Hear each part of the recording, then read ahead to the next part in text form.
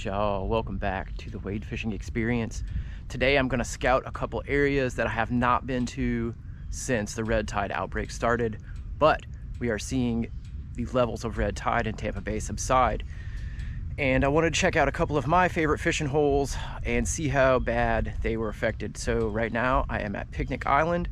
I have not been here period since the outbreak, and I'm going to take y'all down to the beach with me and we're going to see what is up with the red tide.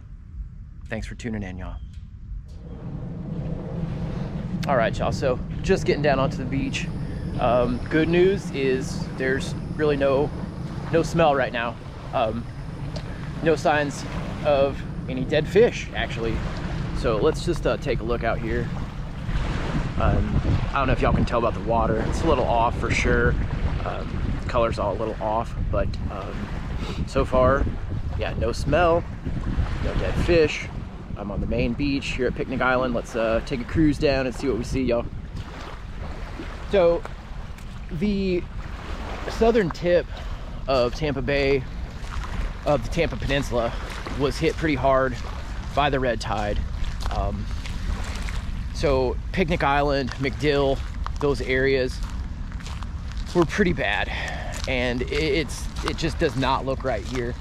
The water is tannic and kind of brownish red. I don't know what this gross, like, sledgy looking crap is right here. I've not seen the water look like this before. Obviously this is all probably impacts of red tide, but I mean, considering how bad that outbreak was, I'm feeling a little bit better about things right now. And while I'm not seeing any real signs of life here, no bait, no birds, no boils. Oh, there's a pelican chasing something. Yeah, I'm still cautiously optimistic that we are going to hopefully avoid a major incident here, y'all. But I think I'm also gonna go check out the American Legion, one of my other favorite spots on the west shore of Tampa Bay, and probably also head up to Cypress Creek a little bit later and maybe think about doing some fishing.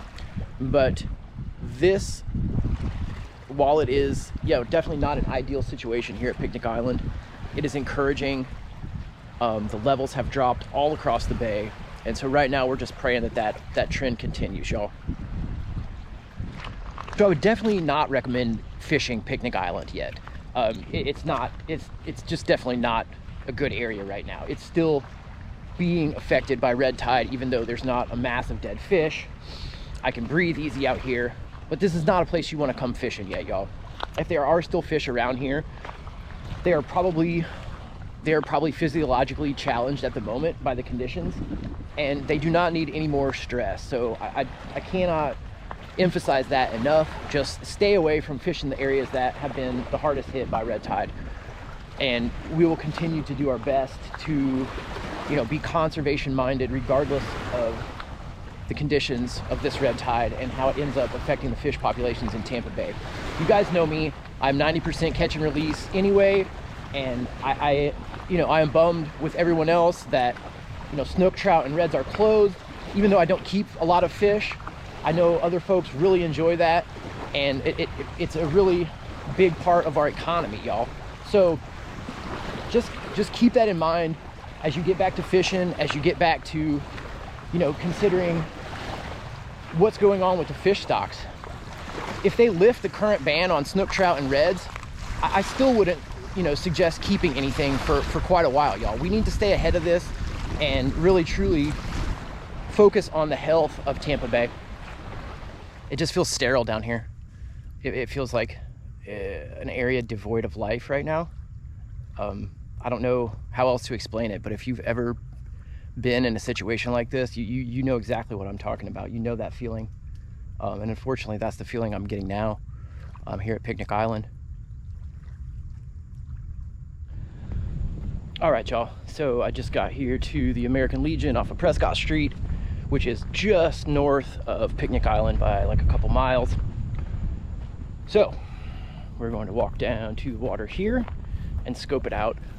The concentrations of red tide did not get as high in this area as they did at Picnic Island, even though the proximity is very close. So I'm confident this will be a little bit better of a situation than Picnic Island, but honestly, y'all, I don't know what to expect, and theoretically it could be as bad as Picnic Island. I am no scientist. I'm just using my limited knowledge to give you my perspective, but we have our fingers crossed. If I had to pick one fishing spot, wade fishing spot in all of Tampa Bay, this, my friends, would be it. So I just pray that this area did not get too heavily damaged. So let's see what we see. All right, I'm just getting down to the water now, y'all. So yeah, unfortunately, it's not looking the greatest. I mean, but I think it's looking better than Picnic Island did. The water's a little tannic. It doesn't have that deathly red halo to it, but I'm seeing a ton of small minnows. So that's a decent sign. I'm not seeing any dead fish. Another decent sign. And I'm not smelling anything terrible. I can breathe normally. All right, I would normally not do this, y'all, but these stingrays are in really bad shape. You can tell by the color that they are, but I'm gonna see if I can show you one of these guys if they don't try to move real quick out of here, because they're big.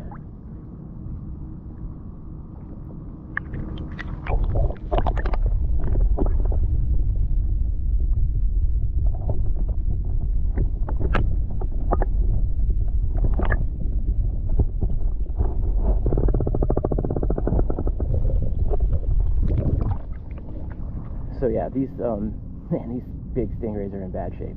They're probably not going to make it, y'all. So they're definitely under the duress of red tide. The one you just saw, there's another one just to its right. It's about the same size.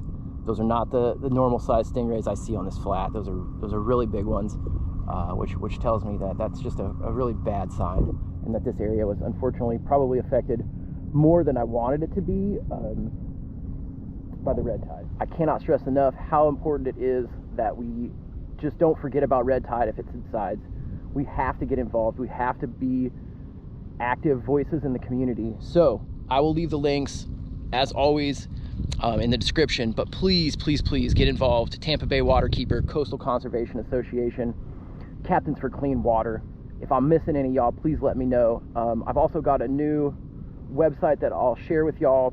I believe it's from the University of South Florida, but it's a predictive red tide map. So it kind of uses, I think, some sort of algorithm that tracks ocean currents, wind, and the current bloom situation, and it sort of just gives you a predictive look at what you might be seeing in the coming days. So I will link that as well. Appreciate y'all watching.